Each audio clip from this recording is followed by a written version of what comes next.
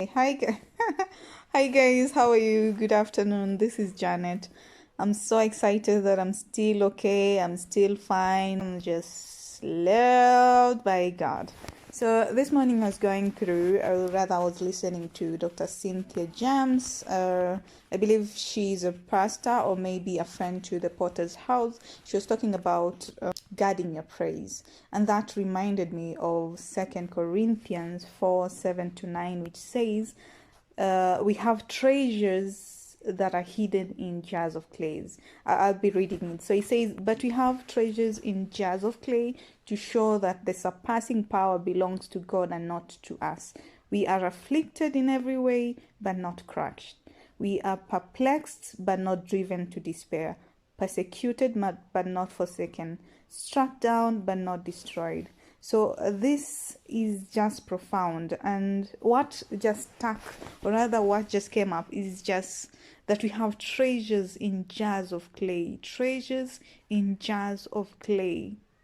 Ooh, that's crazy, and that's just, it's just funny to have something that is valuable and then you put it in something that can easily be broken, something that is not very strong. If I wanted to put anything, okay, I will do maybe something gold, gold or metal is something strong. For you to even start crushing it, you breaking it will take you forever. But God decided to put treasures in jars of clays. So this jars of clays is me and you.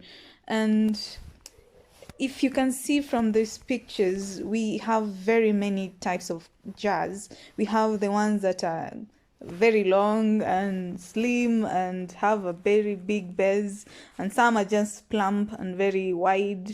And we have different jars, but all in all, God still says He has hidden treasures in us. So it's just wonderful to know that no matter what shape, what circumstance that we are in, God still has something in us. And I know so many of us will just ask ourselves, like, okay, I do not sing, I can't preach, I can't even play the piano, I do not know even how to hold a guitar.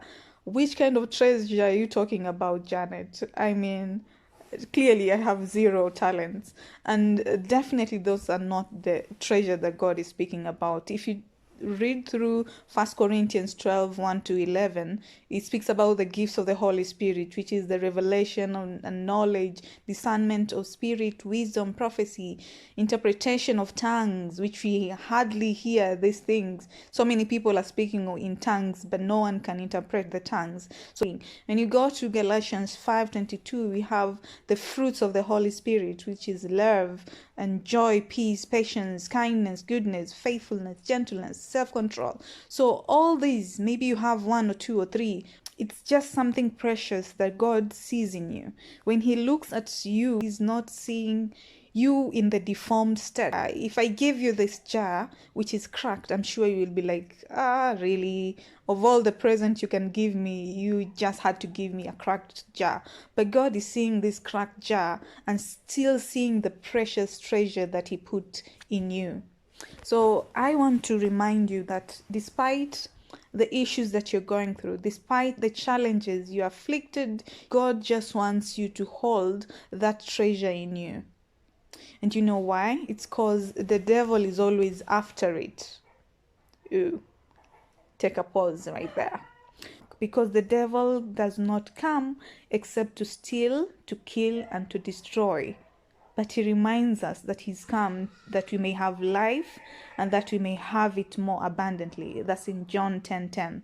And you feel like, okay, I have some joy, things are working good, and this, just remember that the devil is always just around the corner trying to come and steal that joy, because they know you have joy and they want to give you an alternative. All of a sudden you hear some call and people are telling you this and that from your family. You have a kid, they start working out and they do crazy things, and that steals your joy. So definitely that is the work of the devil. I'm not saying your kids are the devil or maybe your family are the devil, but that is just the schemes of the devil. The devil does not enjoy seeing you happy, enjoy seeing you at peace, enjoy seeing you in love, because what He comes to steal, to kill, and to destroy. So remember, anytime when you're faced with something like that, remember that's the devil, and that you need to just safeguard your praise. When you're in such a situation, go down your knees and pray and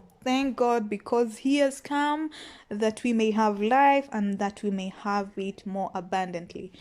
So, guys, that's it from me. May God help you. May God help us. Be blessed.